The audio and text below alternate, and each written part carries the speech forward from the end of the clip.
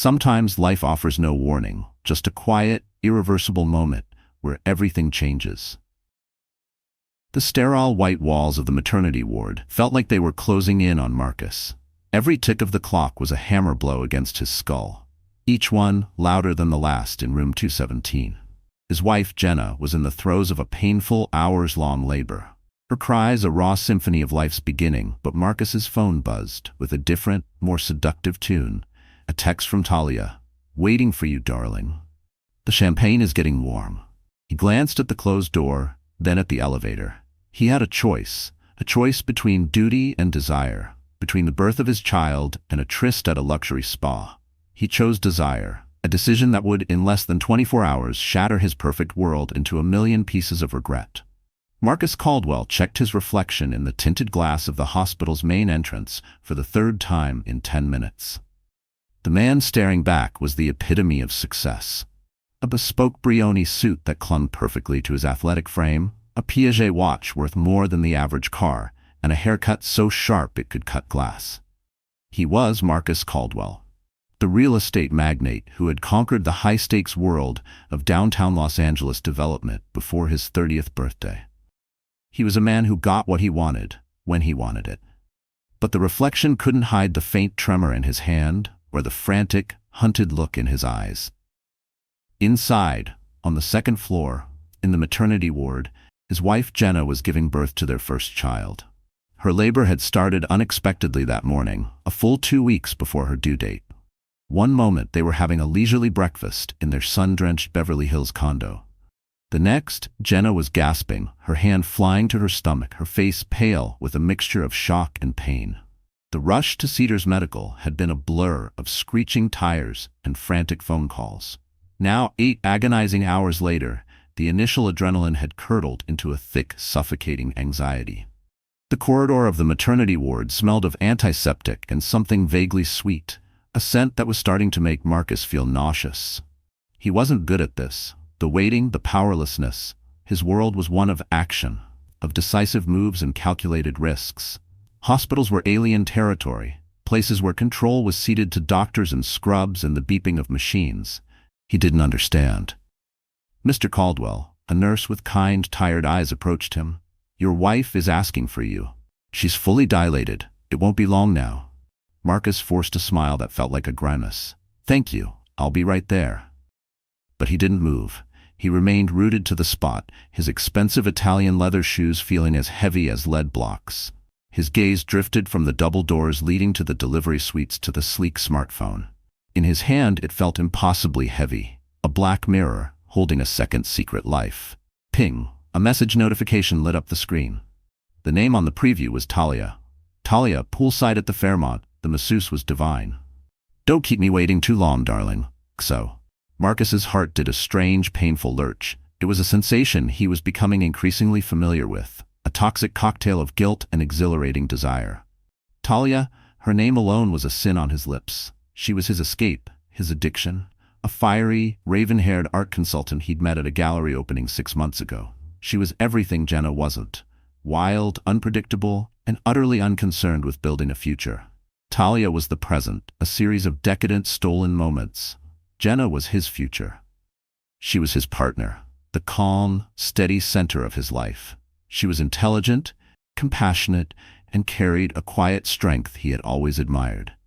She was the woman he had chosen to build a legacy with, the mother of his child. She was currently screaming his name from a hospital bed, her body being torn apart to bring his son into the world, and he was thinking about another woman. The self-loathing was a physical thing, a bitter taste at the back of his throat.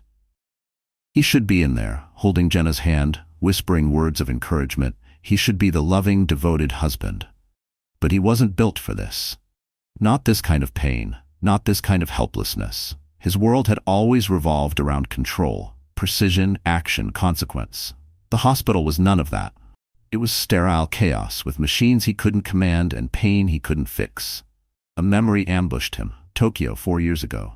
A negotiation gone sideways, a boardroom spinning, his lungs refusing to work. The ambulance, the oxygen mask, the headlines. He had sworn it would never happen again.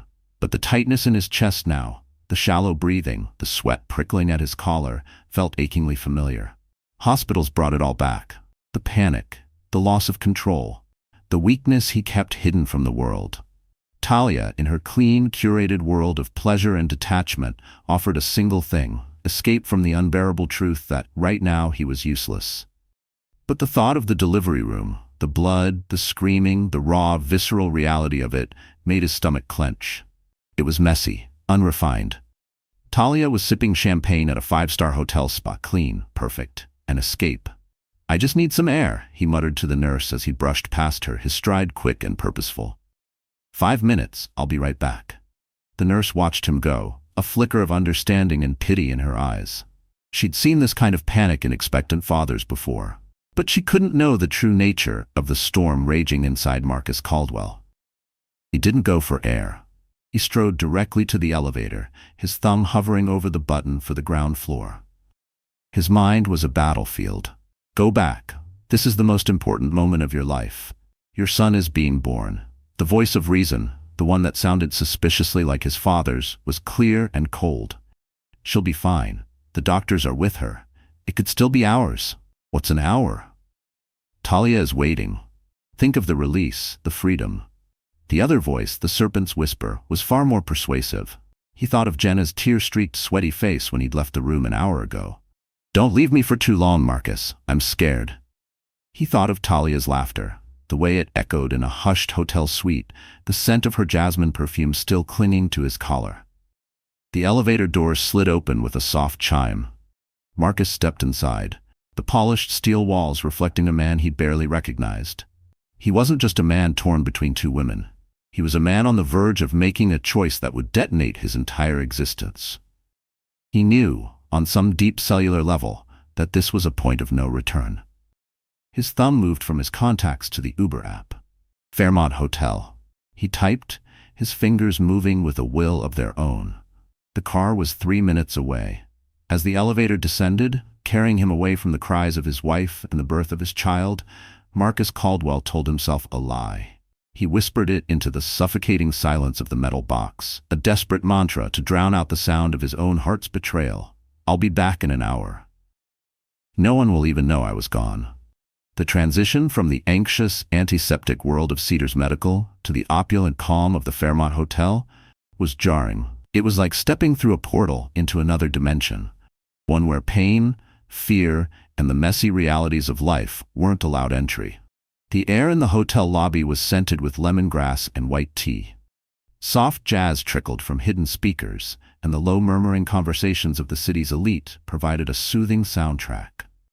Marcus handed the keys to his black Jaguar to the valet, the gesture automatic.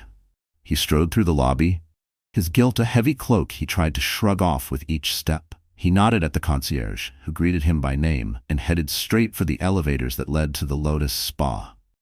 Every detail of the hotel was designed to soothe and impress, a world he understood and had helped build through his own real estate empire. The polished marble floors, the reclaimed wood beams, the curated art on the walls. It was a language of wealth and exclusivity. He was fluent in it. It was a world away from the harsh fluorescent lights and linoleum floors of the hospital. There, Jenna was a patient, a number. Here, he was Mr. Caldwell, a man whose presence commanded respect and seamless service. The spa was even more serene, a subterranean haven of tranquility. The air was warm and humid, carrying the scent of eucalyptus and sandalwood. A hostess with a beatific smile led him through a lantern-lit corridor toward the pool area. "Miss Russo is by the pool, Mr. Caldwell. She asked me to let you know she's reserved a private cabana." "Thank you, Aiko." He saw her before she saw him. Talia was stretched out on a plush white lounger, a vision in a daringly cut black bikini. Her bronzed, oil-kissed skin seemed to absorb the soft light. A half-empty flute of champagne sat on the small table beside her, next to a copy of the bell jar she had no intention of reading. She was the picture of languid, carefree indulgence. As he approached, a wave of something dark and possessive washed over him, momentarily eclipsing the guilt. This was his secret, his prize. The thrill of the illicit was a potent drug, and he was a willing addict. "I was beginning to think you'd stood me up," Talia said without opening her eyes, a playful pout in her voice. "Never," Marcus replied, his voice a low murmur. He leaned down and kissed her. The taste of champagne and her expensive lipstick, a stark contrast to the sterile taste of fear in his mouth just 30 minutes earlier. She finally opened her eyes, deep pools of chocolate brown that held a knowing, challenging glint. "Trouble in paradise?" she asked, her manicured fingers tracing the lapel of his suit. "You look tense." "Just a stressful day at the office?" he lied, shrugging off his jacket. The lie came easily. He'd been telling so many of them. Lately, it was starting to feel like a second skin. "Poor baby," Talia cooed, shifting on the lounger to make room for him. "Let me help you forget all about it." Marcus sat down, the fabric of his tailored trousers immediately feeling out of place in the humid, relaxed atmosphere. He loosened his tie, the knot suddenly feeling like a noose. All around them was a world of pampered perfection. A woman with a green clay face mask floated serenely in the heated pool. A man in a fluffy white robe read the Wall Street Journal. It was a bubble, and for a desperate hour, Marcus wanted nothing more than to be inside it, with her. "How was the massage?" he asked, his fingers finding the strap of her bikini top, toying with it. "Heavenly," she purred. "A man named Jean-Pierre. Hands of a god. You would have been jealous." She leaned into his touch. Marcus's phone buzzed in his pocket. He ignored it. It was probably the nurse. Or worse, Jenna's older brother, Anthony, a no-nonsense trauma surgeon who had never fully approved of Marcus. Anthony had a way of looking at him that made Marcus feel like a fraud. "You're distracted," Talia noted, her eyes narrowing slightly. She sat up, pulling her knees to her chest. "Is this about her?" She never used Jenna's name. It was always her. It was part of their unspoken agreement, a way of compartmentalizing. "It's complicated," Marcus said, the understatement of the century. "Everything with you is complicated, darling," she replied. "That's part of your charm." Though a flicker of irritation crossed her face. "But I don't do complicated. I do champagne in Paris and last-minute trips to St. Bart's. I don't do whatever this is." She gestured vaguely at his tense posture, his formal clothes. Ping, another message. Marcus's hand twitched toward his pocket. Talia saw the movement. "For God's sake, Marcus, turn it off. You're here with me. Be here with me." Her tone was no longer playful. It was a command. He hesitated for a fraction of a second. The image of Jenna's face, pale and strained, flashed in his mind. He saw the rhythmic rise and fall of her chest on the monitor, heard the steady, reassuring beep. "She's fine. The doctors are there. I'm just an observer." With a deep breath, he pulled out his phone. He didn't look at the messages. He simply held down the power button, watching as the screen went black. The silence that followed was both a relief and a new source of dread. He was untethered, unreachable. The world outside this luxurious cocoon ceased to exist. "Better?" Talia asked, her smile returning. "Much," he lied again, pulling her toward him. As his lips met hers, he tried to lose himself in the moment. He tried to focus on the scent of her skin, the softness of her lips, the quiet promise of the private cabana she'd reserved. He tried to force the image of the hospital from his mind. But as he closed his eyes, the only thing he could see were the double doors of the delivery suite swinging shut, closing him out.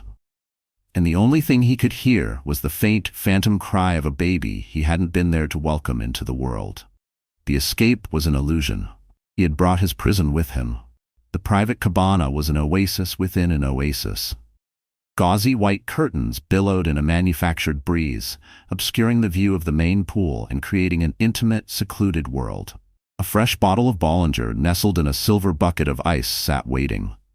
2 glasses, already frosted with condensation, stood beside it. Talia had orchestrated the scene with her usual flair for decadent detail. "Now," she said, sinking back against a pile of silk cushions, "tell me, what's really bothering you? Was it the zoning board again? Did that old fossil Councilman Delgado block the Wilshire Grove proposal?" She was trying to draw him back into their world, the world of power plays and billion-dollar deals. A world where he was king. It was a calculated move, designed to soothe his ego and distract him from whatever was pulling his attention away. Marcus forced a laugh, popping the cork on the champagne with a practiced flick of his thumb. "Something like that. Delgado is a thorn in my side, as always." He poured the bubbling liquid, the lies sliding off his tongue with sickening ease. He was constructing a false reality.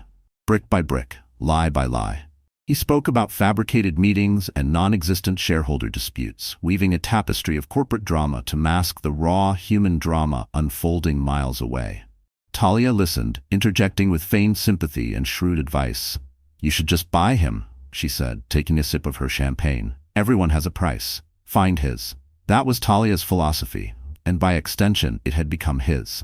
Everything was transactional: loyalty, love, integrity, all commodities to be bought and sold. It was a cynical, empty worldview. But it was simple. It made sense in boardrooms and back-alley deals. It was a philosophy that was failing him now, because there were some things that couldn't be bought. As he talked, he felt a strange sense of dissociation, as if he were watching himself from across the room. He saw a man in a rumpled suit, drinking champagne he didn't want, with a woman who represented nothing more than a beautiful, expensive distraction. His lips moved, but the words felt foreign, scripted. He nodded, smiled, responded in kind, but none of it reached his eyes. Beneath the surface, his thoughts pulled him backward, towards sterile white walls, toward the faint echo of Jenna's scream. He tried to anchor himself in the present, but the weight of what he'd left behind clung to him like wet wool. Even as Talia leaned closer, even as her laughter sparkled like the champagne, his chest ached with the crushing knowledge that he was not really here. Not in this cabana, not with this woman. He was a ghost at his own feast. "You know," Talia said, setting her glass down and moving closer, her voice dropping to a husky whisper, "I know what you really need to de-stress." She unbuttoned the top 2 buttons of his shirt, her fingers cool against his feverish skin. Her scent, a heavy mix of jasmine and chlorine, filled his senses. This was the escape he had come for. This was the oblivion he craved. He leaned in, letting her pull him down onto the cushions, desperate to silence the nagging voice in his head. While Marcus Caldwell was losing himself in a lie, Jenna Caldwell was fighting the battle of her life. The delivery room was a stark contrast to the spa's serene cabana. It was a room of cold, hard function. The lights were brutally bright, reflecting off stainless steel instruments and the sweat beating on Jenna's forehead. The air was thick with tension and the rhythmic, primal sounds of her labor. Her mother, Susan, stood on one side of the bed, her face a mask of worried encouragement, wiping Jenna's brow with a cool, damp cloth. On the other side stood her brother, Anthony, his familiar grounding presence a small comfort in the storm. He wasn't there as a doctor, not officially, but his medical knowledge was a silent reassurance. He watched the monitors, his eyes tracking the fetal heart rate, his expression carefully neutral. "Where is he?" Susan whispered, her voice tight with an anger she was trying to suppress for her daughter's sake. "It's been over an hour. This is inexcusable." Jenna squeezed her eyes shut, another contraction ripping through her. She shook her head, unable to speak through the pain. "He needed air," she gasped when the wave subsided. She was making excuses for him, a habit she hadn't realized she'd formed until now. She was protecting him, even now when she was the one who needed protection. "Air," Anthony said, his voice low and sharp. He had never trusted Marcus, had always seen the brittle ambition beneath the polished charm. "He's had enough air to fly to California and back. He's not here. That's all that matters." Jenna didn't answer.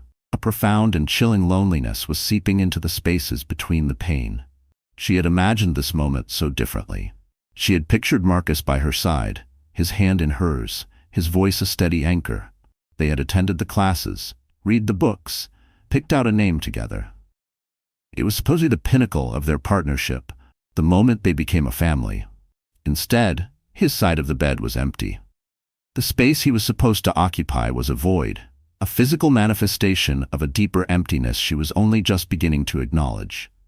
"All right, Jenna," the obstetrician Dr. Patel said, her voice calm and authoritative. "The baby's heart rate is dropping a little with each contraction. We need to get him out on this next one. I need you to give me everything you have." Big push. Fear, sharp and cold, cut through the pain. "Is he okay?" Jenna gasped.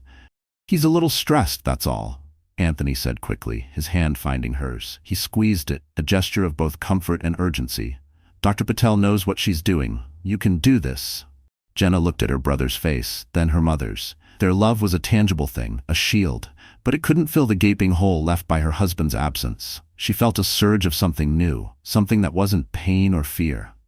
It was anger, a white-hot, clarifying rage. How dare he not be here? How dare he leave her to face this alone? The next contraction began to build, an inexorable tidal wave of force. Jenna took a deep, shuddering breath. She wasn't just pushing for her baby anymore. She was pushing against the loneliness, against the betrayal, against the man who had promised to love and protect her and had abandoned her in her most vulnerable hour. She bore down, a raw, powerful scream tearing from her throat. It was the sound of a woman bringing a life into the world, and the sound of a marriage beginning to die. In the cabana, Marcus flinched. He thought he heard a distant scream, but dismissed it as a trick of his guilty conscience. He closed his eyes and kissed Talia again, seeking a deeper level of oblivion. Completely unaware that miles away, in a brightly lit room of pain and heroism, his world was changing forever, without his permission and without his presence. The push was monumental. It felt to Jenna as if she were tearing in two. But in that moment of supreme effort, she found a reserve of strength she never knew she possessed. The room was a cacophony of encouragement, her mother's desperate prayers, Anthony's steady coaching, Dr. Patel's firm commands. One more, Jenna. I can see the head. One more big push. With a final guttural cry that scraped her throat raw, she gave it everything she had left, and then a sudden slick release. The pressure was gone. For a breathtaking second, there was silence. Then a thin, wavering cry filled the room. "He's here," Dr. Patel announced, her voice warm with relief. "You have a beautiful baby boy." Tears of exhaustion and overwhelming love streamed down Jenna's face. Her mother was sobbing openly, kissing her forehead. Anthony let out a shaky breath, a rare crack in his stoic facade. A nurse quickly wrapped the baby in a warm blanket and placed him on Jenna's chest. He was so small, so perfect. His face was red and wrinkled, his eyes squeezed shut. A dusting of fine, dark hair covered his head. Jenna touched his tiny clenched fist with her finger, and he instinctively gripped it. In that moment, the world outside the room, the missing husband, the betrayal, melted away. There was only her and her son. "Hello, little one," she whispered, her voice choked with emotion. "I'm your mommy. I've been waiting for you." But the peaceful moment was tragically brief. "Dr. Patel," a nurse said, her voice suddenly sharp with alarm, "the bleeding isn't stopping." The atmosphere in the room shifted instantly. The joy evaporated, replaced by cold clinical urgency. Anthony's head snapped up, his medical instincts taking over. He looked from the monitors to the growing pool of blood. "She's hemorrhaging," he said, his voice flat and deadly serious. Dr. Patel was already moving, shouting orders. "Postpartum hemorrhage. Get me a liter of LR. Wide open. Type and cross for 4 units of packed cells now. Call the attending. I need another set of hands in here." It all happened so fast. One moment Jenna was holding her son. The next, he was being whisked from her arms by a nurse. Her initial confusion gave way to a wave of dizziness. The room started to spin. The voices of the doctors and nurses became a distorted, echoing tunnel of sound. She felt a profound, terrifying coldness spreading through her limbs. "What's happening?" she slurred, the words feeling thick and clumsy in her mouth. "You're bleeding a little more than we'd like, sweetie," her mother said, her voice trembling as she tried to project a calm she didn't feel. "They're just going to take care of it." But Jenna could see the panic in her mother's eyes. She could see the frantic, efficient movements of the medical team as they worked on her. She felt a new IV being jabbed into her arm. Someone was pressing down hard on her abdomen, causing a fresh, searing pain. "Marcus," she whispered, the name a ghost on her lips. "I need Marcus." Her consciousness began to fade, the bright lights of the room dimming to pinpricks. The last thing she saw before the darkness took her was her brother's face, pale and grim, as he leaned in close. "Stay with us, Jenna. Fight. You have to fight." Marcus checked the time on his Piaget. 5:47 p.m. He had been gone for nearly 2.5 hours. The quick hour he had promised himself had stretched and warped in the timeless bubble of the spa. The champagne was gone, and the initial thrill of his transgression had faded, leaving behind a stale, anxious residue. "I have to go," he said, disentangling himself from Talia's arms. She pouted. "So soon? The fun is just beginning." "I can't. I have a dinner with investors," he lied, pulling on his suit jacket. It felt wrinkled and smelled faintly of chlorine and perfume. Boring, she sighed, stretching languidly. Call me tomorrow. We'll plan a real escape. Maybe Monaco. Maybe, he said, giving her a perfunctory kiss. He walked out of the spa and into the hotel lobby. Turning his phone back on as he went, it exploded with notifications. 17 missed calls. Anthony 4 missed calls. Susan Caldwell, Mom 9 unread messages. Anthony, a cold dread far more potent than anything he'd ever felt, seized him. His fingers trembled as he tapped on the messages from Anthony. 4:15 p.m. Where the hell are you? She's pushing. It's a boy. Get back here now. Marcus, answer your damn phone. It's an emergency. 45 m. She's hemorrhaging. They can't stop the bleeding. They're taking her to surgery. For God's sake, where are you? 5:10 p.m. Your son is in the NICU and your wife is in the OR. I hope whoever you're with was worth it. The world tilted on its axis. The blood drained from Marcus's face, and for a moment he thought he was going to be sick right there on the polished marble floor. The murmuring sounds of the lobby faded into a high-pitched ringing in his ears. Hemorrhaging. Surgery. NICU. The words were a brutal, staccato assault. This wasn't supposed to happen. Things like this didn't happen to him, to his family. His life was a carefully curated masterpiece of success and control. This was chaos. This was a nightmare. He stumbled out of the hotel, fumbling for his car keys, his hands shaking so violently he could barely fit the key in the ignition. He peeled out of the driveway, earning an angry honk from a taxi. But he didn't care. The drive back to Cedars Medical was a panic-fueled haze. He ran every red light, his mind racing, replaying the sequence of events, the choices he had made. The lie he told himself, "No one will even know I was gone," echoed in his head, a cruel, mocking taunt. He sprinted into the hospital, his disheveled appearance a stark contrast to the man who had left hours earlier. He ran to the maternity ward, his heart hammering against his ribs. The nurse at the station, the one with the kind eyes, looked at him now with undisguised contempt. "Where is she? Where is my wife?" he demanded, his voice ragged. Before the nurse could answer, a figure blocked his path. It was Anthony. His scrubs were spattered with blood, his face a thunderous mask of grief and pure unadulterated fury. "You," Anthony spat, his voice low and shaking with rage. "You finally decided to show up." He didn't wait for a response. Anthony's fist connected with Marcus's jaw in a sickening crunch of bone and cartilage. Marcus staggered backward, the taste of blood filling his mouth. The physical pain was nothing compared to the abyss of dread that had just opened beneath him. "She's in surgery, fighting for her life," Anthony snarled, standing over him, "and it's your fault. You left her. You left her to die." The force of Anthony's punch sent Marcus sprawling onto the cold, unforgiving linoleum floor. The sharp, metallic taste of his own blood was a shocking jolt back to a reality he had so desperately tried to escape. A small crowd of nurses and hospital staff had gathered, their faces a mixture of shock and stern disapproval. The fluorescent lights of the hallway seemed to flicker and glare, each one an interrogator's lamp exposing his shame. What happened?" Marcus stammered, pushing himself up onto his elbows. His jaw throbbed with a dull, intense ache. "Is she—" He couldn't bring himself to finish the sentence. "She had a uterine atony," Anthony said, his voice laced with venom and the clipped precision of a doctor delivering a devastating diagnosis. "Her uterus wouldn't contract after the birth. She bled out on the delivery table while you were off getting your suit wrinkled, you son of a—" Every word was a blow, more painful than the punch. Uterine atony. Bled out.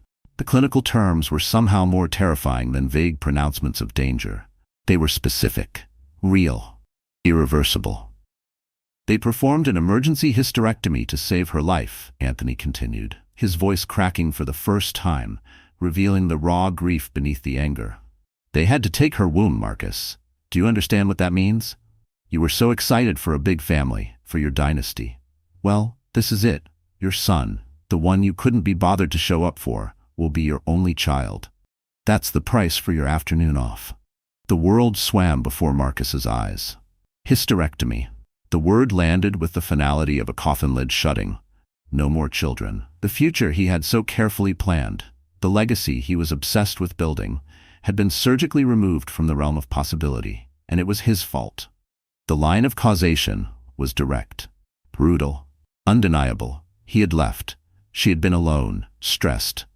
Things had gone wrong. Susan Caldwell appeared in the doorway of the waiting room, her face swollen and blotched from crying. She looked at Marcus on the floor, not with anger, but with a look of such profound disappointment. It felt like a physical wound. "He's stable," Susan said, her voice a hollow whisper directed at Anthony, refusing to even acknowledge Marcus's presence. "The baby, he's in the NICU, small for his gestational age and a little stressed, but they think he'll be fine." "They named him Daniel," she added. Jenna whispered it before they took her away. Daniel. The name they had chosen together, during a weekend in Malibu, sitting on the deck of their beach house, dreaming of a future that now lay in ruins. Marcus scrambled to his feet. "I need to see her. I need to see him." "You will see neither," Anthony said, stepping forward once again, blocking his path. His stance was immovable, a wall of righteous fury. "You forfeited that right when you turned your phone off. Security is on their way. You are not welcome here." "You can't do that," Marcus protested, his voice rising with panic. "I'm her husband. I'm his father. A husband who left his wife to hemorrhage on a delivery table. A father who was off with his mistress while his son was fighting for his first breaths." Anthony's voice dropped to a dangerously low growl. "You're not a husband or a father right now, Marcus. You're a liability. Your presence will only cause her more distress when she wakes up, if she wakes up the same person she was before." Two uniformed security guards rounded the corner, their expressions stern and impassive. "This man needs to be escorted from the premises," Anthony said, pointing a trembling finger at Marcus. "He is not to be allowed on this floor or near Jenna Caldwell's room." "This is insane. Jenna would want me here," Marcus pleaded, looking past Anthony to Susan for support. Susan finally met his gaze, and her eyes were as cold and dead as winter stone. "I used to think I knew what my daughter wanted," she said, her voice trembling with rage and sorrow. "I thought she wanted a partner, a man who would cherish and protect her. I have no idea who you are. Get out. Don't you dare cause a scene and make this even worse for her." The finality in her voice broke him. There was no appeal, no negotiation. He had been tried and convicted. The security guards took his arms, their grips firm but professional, as they led him away down the corridor he had so arrogantly strode through hours before. He felt the weight of every eye on him. He was no longer Marcus Caldwell, the real estate magnate. He was the man who had abandoned his family. He caught one last glimpse of Anthony, who had his arm around Susan, leading her back into the waiting room.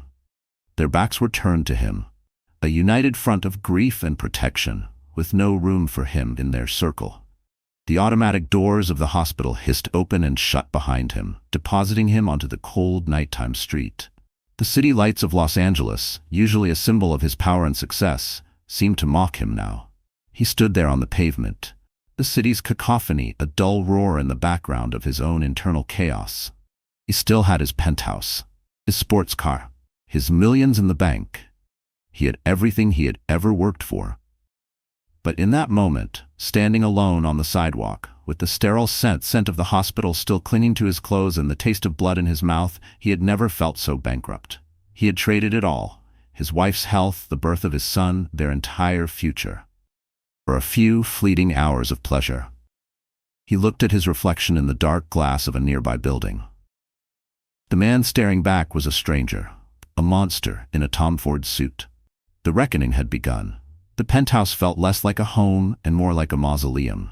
The sprawling open-plan space, usually a testament to his success, was now cavernous and silent. The floor-to-ceiling windows offered a panoramic view of the glittering Los Angeles skyline. But the city lights brought him no comfort. They were just cold, distant stars in a universe that had suddenly become hostile and alien. Marcus paced the length of the marble floors for hours, his mind a maelstrom of guilt, fear, and impotent rage. He replayed Anthony's words over and over again. "Hysterectomy. Your son will be your only child. You left her to die." Each phrase was a fresh turn of the knife. He tried calling the hospital a dozen times, but a clinical, firm voice on the other end informed him each time that there was a note on Mrs. Caldwell's file. He was not to be given any information or allowed any contact. He was locked out, erased from the narrative of his own family's crisis. In a fit of desperation, he called Talia. He didn't know what he wanted, Absolution, distraction, someone to blame. But he needed to hear a voice that wasn't the one screaming inside his own head. She answered on the third ring, her voice groggy with sleep and annoyance. "Marcus, it's 3 in the morning. This had better be good." "Jenna, she almost died." He blurted out, the words tumbling out of him in a desperate, broken torrent. "She had the baby, but she started bleeding. They had to do surgery. They had to perform a hysterectomy." There was a long pause on the other end of the line. Marcus could hear the rustle of sheets, the faint sound of a bedside lamp clicking on. "A what?" Talia asked, her voice now sharp and awake.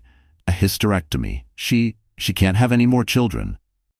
Another silence, longer this time. When she finally spoke, her voice was stripped of all its usual warmth and seduction. It was cold, hard, and pragmatic. "Well," she said, "that's unfortunate." Unfortunate. The word was so small, so inadequate, so utterly dismissive of the cataclysm that had just destroyed his life. His mouth opened, but no words came. He felt like a man drowning, arms flailing for something solid, anything that would tell him this wasn't as bad as it was. But her voice, that single, indifferent word, confirmed it. He was alone in this. His grief, his failure, meant nothing to her. Marcus repeated, a hysterical laugh bubbling in his chest. "Talia, my wife was on an operating table. My son is in intensive care. My life is falling apart, and you call it unfortunate? What do you want me to say, Marcus?" she shot back, her voice defensive. "I'm sorry, of course, but this is exactly what I was talking about. This is the complication. This is the mess. I don't do you have a wife and a child who is now, I assume, going to require even more attention. This changes things." "Changes things?" he asked, bewildered. "What are you talking about?" "No, us," she said, as if it were the most obvious thing in the world. "Our arrangement was based on a certain freedom, discretion. A man whose wife is recovering from a traumatic birth is not free. He's watched, he's scrutinized. It's messy, it's drama, and I am not interested in being a character in your family's tragedy." Marcus felt a cold wave of clarity wash over him. He saw her, and their entire affair, for what it was. It wasn't love. It wasn't even passion. It was a transaction, an escape. And now that his reality had become too ugly to escape from, the escape hatch was closing. She wasn't his partner in crime. She was just a fair-weather accomplice, and the storm had arrived. All at once, the illusion shattered. The nights of laughter, the secret glances, the thrill of the forbidden, it was smoke, and he was standing in the ashes. "So that's it?" he asked, his voice hollow. "You're just walking away?" "I'm being realistic, Marcus," she said, her voice softening slightly, a calculated move to sound reasonable, not cruel. "You need to focus on your family right now, and I need to not be collateral damage when this all inevitably blows up in your face. Call me when the dust settles, or don't." "Goodbye, Marcus." The line went dead. He stared at the phone in his hand. The silence in the penthouse was suddenly absolute and deafening. He was utterly, completely alone. The one person he had sacrificed his family for had just discarded him like a piece of trash. The unraveling was happening faster than he could have imagined. His affair, which he had seen as a separate, glittering part of his life, was revealed to be a cheap, hollow lie. Imitation of connection. It hadn't been an escape, it had been a cage of his own making. And the bars were made of his own lies. The next morning, the news got worse. His lawyer called. A reporter from the Los Angeles Chronicle had gotten a tip, an anonymous source at Cedars Medical. Real estate tycoon parties while wife fights for life. They were running the story. His carefully crafted public image, the one he had spent millions on PR firms to maintain, was about to be torched. He showered and dressed, his movements stiff and robotic. He had to get to the hospital. He had to fix this.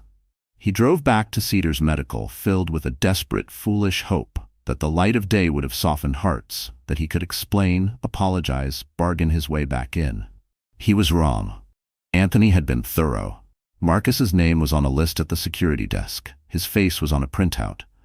When he tried to get past the main lobby, he was politely but firmly denied access.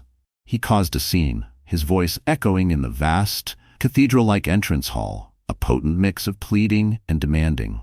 It only served to attract more stares, more whispers. He was a spectacle. He retreated to his car, parked across the street, and watched the entrance like a stalker. He saw Susan and other family arrive with flowers. He saw a few of their mutual friends go in, their faces grim. He was on the outside, looking in, at the life that was supposed to be his. Days bled into a week. He existed on whiskey and coffee. The penthouse grew messier, his reflection in the windows more haggard. The Chronicle ran the story, and the fallout was immediate. Business partners grew distant. Invitations to social events dried up. The empire Marcus Caldwell had built on a reputation of ruthless competence was being shaken by whispers of moral incompetence. Finally, a week after he had been thrown out, he received an envelope by courier. It wasn't from Jenna. It was from her lawyer. Inside was a single document, a restraining order, legally barring him from coming within 500 feet of Jenna or Daniel Caldwell. Attached to it was a second document, a petition for divorce citing infidelity and emotional abandonment. He sank to the floor, the papers clutched in his hand. This was it, the final, formal severing. He hadn't just lost a single day. He had lost everything.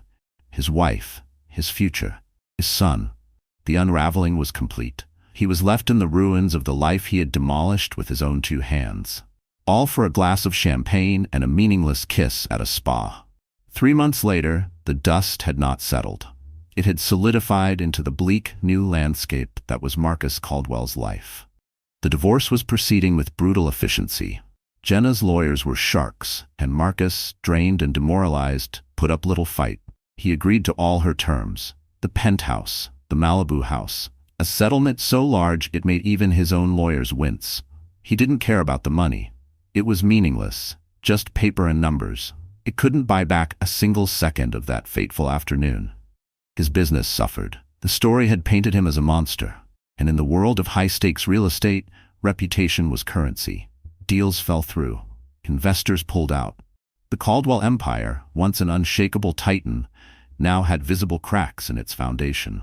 He was forced to sell off 2 major developments at a loss just to maintain liquidity. He was allowed to see Daniel twice a week, for 2 hours at a time, in a sterile, supervised visitation center. The room was beige and filled with brightly colored, soulless plastic toys. A court-appointed supervisor, a dour woman named Mrs. Gable, sat in the corner, taking notes. Daniel was a beautiful baby. He had Jenna's calm, wide eyes and a tuft of dark hair that was starting to curl. But he was a stranger. When Marcus held him, the baby often cried, sensing perhaps the frantic, desperate grief that radiated from his father. Marcus would try to soothe him, his large, thus clumsy hands patting the baby's back, his voice a hoarse whisper. But he didn't know the secret language of comfort that a mother knows. He hadn't been there for the first cries, the first feedings, the first sleepless nights. He was a visitor in his own son's life. After every visit, Marcus drove aimlessly through the city, too ashamed to go home. The penthouse mocked him, its silence louder than any argument he and Jenna had ever had. He started writing letters to Daniel, dozens of them. He kept them in a drawer, each one dated, each one ending with a simple plea. Maybe one day you'll understand. He memorized the sound of Daniel's small sighs, the pattern of his curls, the weight of his body falling asleep in his arms. He kept a single photo from their first visitation in his wallet, creased, water-stained, and sacred. Jenna was never there for the handoffs. Her mother or Anthony would bring Daniel, their faces impassive, their exchanges with Marcus clipped and brutally formal. He hadn't seen Jenna since that day in the hospital. He had only seen pictures of her online, snapped by paparazzi. She looked different. Thinner, yes, but also stronger. The soft, accommodating woman he had married was gone. In her place was a woman with a new, steely resolve in her eyes. She had cut her long hair into a chic, no-nonsense bob. She was often pictured with Daniel strapped to her chest, or with Anthony by her side. She was building a new life, a fortress, and its walls were designed to keep him out. One Tuesday afternoon, as he was leaving the visitation center, his heart aching with the familiar pain of handing his son back, he saw her. She was across the street, waiting by her car, obviously having decided to pick Daniel up herself for the first time. His breath caught in his throat. He had to talk to her. He had to try one last time to make her understand. "Jenna," he called out, jogging across the street, ignoring the blare of a taxi horn. Mrs. Gable would surely note this in her report, but he didn't care. Jenna stiffened as he approached, her hand tightening on her car keys. She didn't run. She stood her ground, turning to face him, Up close, he could see the faint dark circles under her eyes, but also the unshakable strength in her posture. "Marcus," she said, her voice even and cool. It held no hatred, which was somehow worse than if she had screamed at him. It held nothing. "You're not supposed to approach me." "I know, I'm sorry," Marcus said, stopping a few feet away, respecting the invisible boundary of the restraining order. I needed to see you, to tell you I'm sorry." The word sounded pathetic, laughably small in the face of the wreckage he had caused. She looked at him, her gaze unwavering. "Sorry for what, Marcus?" she asked. "For leaving? For the affair? For the hysterectomy? For the fact that I have to get up 3 times a night to feed our son by myself while recovering from major surgery? Or are you sorry for the fact that every time I look in the mirror, I'm reminded that you took away my chance to ever have another child? You're gonna have to be more specific." Each question was a perfectly aimed arrow, and he had no shield. "For all of it," he whispered, his voice breaking. "For everything. I was a fool. I was a coward. I threw away the only thing that ever mattered, for nothing. I would give anything to go back to that day." A flicker of something, pity perhaps, or a ghost of the love she once felt, crossed her face. But it was gone as quickly as it appeared. "But you can't go back, can you?" Jenna said softly. "We can't. That's the point. You made a choice, Marcus. You chose to leave, and in doing so, you chose this life for us, for all of us. I have to live with the consequences. Daniel has to live with them, and so do you." She turned, opened her car door, and got in, without another word. She didn't look back. Marcus stood on the sidewalk and watched as the car pulled away, carrying his entire world with it. He finally understood. His regret wasn't a temporary state of being. It was a life sentence. It was the silent, empty penthouse. It was the forced, supervised visits with his son. It was the phantom pain of a family he would never have. It was the memory of a choice made in a moment of selfish weakness, one that would echo for the rest of his days. He had flown so high, a modern-day Icarus with a portfolio of skyscrapers instead of wings of wax. But he had flown too close to the sun of his own ego. And the fall had been just as spectacular. He was still Marcus Caldwell. He still had his name, his fortune. But as he stood alone on that Los Angeles street, with nothing but the bitter taste of regret in his mouth, he knew he had lost the one thing that truly defined a man: his honor. And that was a debt no amount of money could ever repay. So the story has come to an end. And you, our wonderful friends, you're still here, aren't you? If you've made it this far, then something, somewhere must have touched your heart in a quiet but undeniable way. And now, together, let's take a breath and look back through a different lens. Marcus Caldwell's story isn't just a tragedy. It's a mirror, a reminder that in life it is not the absence of pain or temptation that defines us, but how we respond when tested. Marcus had everything: wealth, power, admiration. Yet in a single moment of weakness, he traded it all for escape and paid with the very things that truly mattered. Stoic philosopher Epictetus once said, "It's not what happens to you, but how you react to it that matters." Marcus reacted with fear, with flight, and in doing so he lost his honor, the core of who he was. The message here isn't to shame, it's to awaken. Because all of us, at some point, will stand at the edge of choice. Will we choose courage over comfort, responsibility over impulse? Marcus teaches us that the consequences of our actions are not always immediate, but they are always real. Some mistakes like his carry a lifetime's weight, but even in ruin, there's clarity. As Seneca put it, no man was ever wise by chance. And wisdom often comes not from our triumphs, but from our wreckage. So, if this story stirred something in you, if it made you reflect, remember, or even forgive, then maybe it served its purpose.